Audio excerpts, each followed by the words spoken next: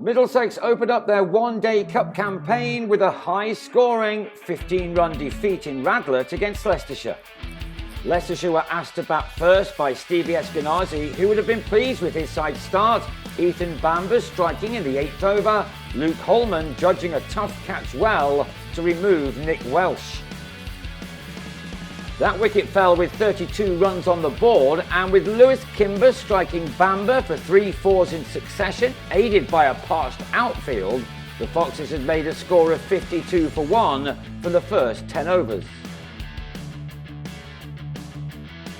It didn't really matter how fast the field was if a batsman decided to go over the top instead, and that is what Kimber was able to do in successive overs from Martin Anderson and Tilan Walalawita. Early in the match, and it already looked like we were in for a run fest. 79 runs had been posted when Anderson had Rishi Patel drilling a cut to Max Holden to fall for 25. And it was 83 for 3 in over 16 when Anderson struck again, a first catch behind the stumps for Joe Cracknell, Lewis Hill gone for a couple.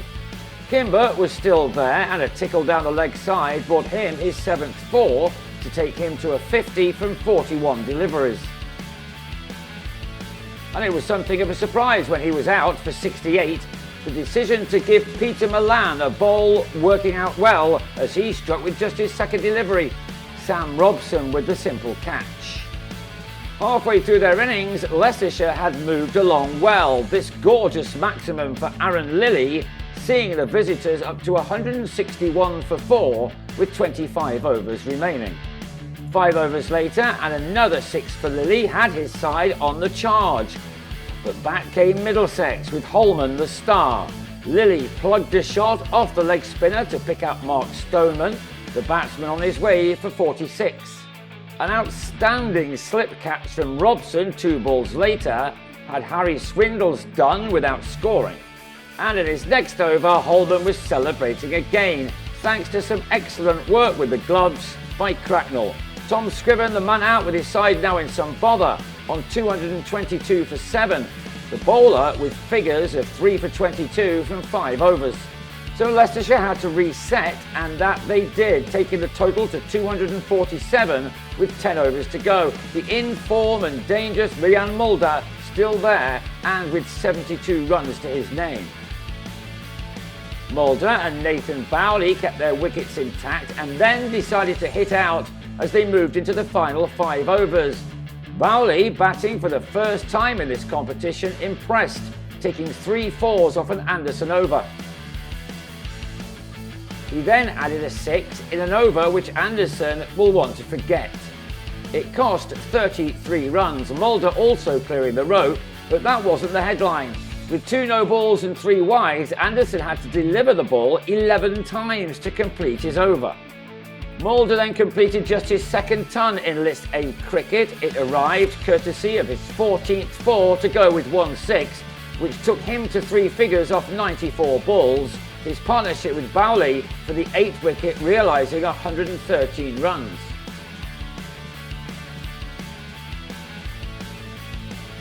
Bowley made 50, he finally out in the penultimate over, bowled off his pads by Umesh Yadav. Mulder wasn't done yet though, he went large twice in the last over, delivered by Walalawita, to finish on a career best 116 made from 100 balls.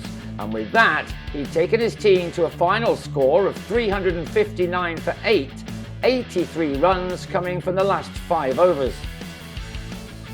Mark Stoneman soon had Middlesex on their way. A huge 6 for Eskenazi had the 50 up at the start of the 9th over. And some more classy shots soon had the hosts with 73 runs knocked off the target after only 10 overs.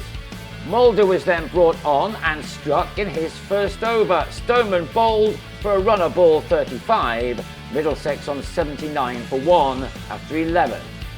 Eskenazi remained and was soon raising his bat after completing another fine 50, this one arriving after his 7th 4. He faced 42 deliveries and was once more leading from the front, but this time he wasn't able to make his half-century into a really telling contribution. Mulder having him legged before for 56, leaving with his side on 108 for 2 in over number 17.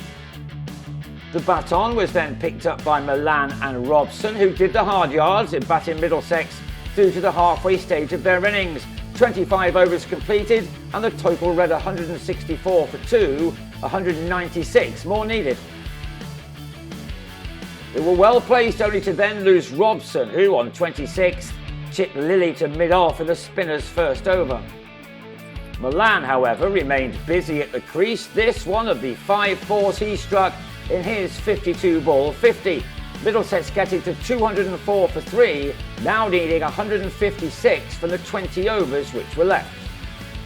But Milan then fell, strangled down the leg side, 450. He left the field clearly frustrated. Middlesex were just unable to develop a match-winning partnership. They still had time to right that wrong, however, and it was now in the hands of Holden and Cracknell, the former taking the leading role as the pair constructed carefully in adding 46 runs together. But once more a wicket fell just as the batsmen appeared to be in control. This time it was Holden on 39 who picked out Patel on the boundary's edge. Mulder, the bowler again, he could do no wrong. In spite of the losses, the run rate required was still manageable, with Cracknell now moving through the gears. With Holman by his side, the score was at 271 for 5 after 40, Middlesex now requiring 89 more from the last 10 overs. And with Cracknell playing shots like this, the home support had every reason to be hopeful. That was until Holman, playing a one-handed shot, was held inside the rope by Welsh after making 8.